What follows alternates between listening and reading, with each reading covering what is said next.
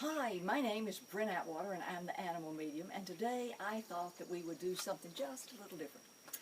I'd like to share with you some of the things that deceased pets say that are just the darndest things.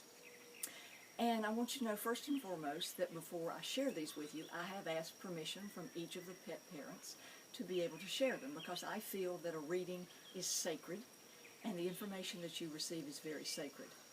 But these pets, they just blew my mind. So here we go. First of all, we're taking a cat that has attitude. Now, already it's been a wonderful reading, and this cat just has definite attitude.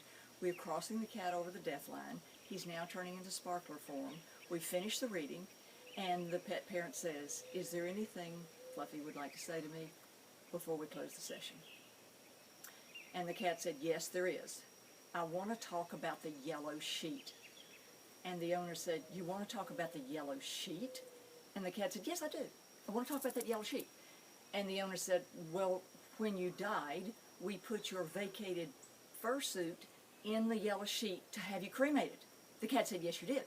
But you put me in a 250 cotton count sheet, and I deserve a 700 count Egyptian cotton." And the pet parent said, "What?" And the cat said, "That was a tacky sheet. It was only 250 thread count." The owner said, "But we were going to cremate you in it." And the pet said, "I deserve a 700 Egyptian cotton thread count sheet." Well, we had gone from crying to just absolute laughter, and I couldn't believe that this cat, the last thing he wanted to say before we closed the session was to tell the owner that she had gotten the wrong thread count to wrap his fursuit in when they cremated it. But, as the owner laughingly said, "That's my boy. He always had attitude." Now, the second interesting thing is a little Shih Tzu named Forrest. And Forrest, oh dear Lord, Forrest did the minute Forrest crossed over the death line, before he even crossed over the death line, he was putting his paw in and going, "Well, now if I go over there, you still want to talk to me?" "Yes, Forrest, go ahead and cross the death line." "Well, I don't know if I want to go all the way." And Forrest would go halfway over the death line, and then he would come back, and then he would say, "Well, I'm not sure that that's the way I want to be or the place I want to be." We said, "Forrest, just cross the death line so you can get in sparkler form, and then we'll be able to talk to you some more to see if you're coming back." So Forrest says, "Okay."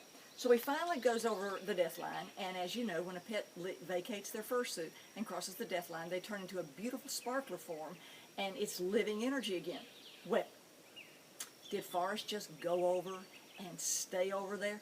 No. When Forrest got in sparkler form, he was doing loop-de-loops and bounces to see how the sparkler form would react. So here's Forrest bouncing across the universe and doing loop-de-loops in his sparkler form, having an absolutely wonderful time, and we're just laughing until tears are coming down our cheeks and we're holding our side. Then Forrest says, "Look at this face." And oh, by the way, he's in my book, Animal Reincarnation. It's a little Shih Tzu that says, "Look at this face. Do you think I wouldn't come back?" Forrest had more attitude than any pet I've ever dealt with, and of course that's my favorite pet. So then Forrest decides he's going to step into a fursuit. So he goes into the future energy and he tries on a fursuit in chocolate. He goes, "No, I don't look good in chocolate. I'm not going to do that." Then he goes into a white and he goes, "No, I don't want to do a white suit." And then he goes over and he tries on a cream suit and he says, "No, I don't look good in cream." So Forrest tried on about 5 sets of fursuits to determine which one he liked best, and he finally settled on a charcoal silver tipped one with white appropriate, I would say, accessories like paws and chest and face, so that he looked, like he said, the best he could.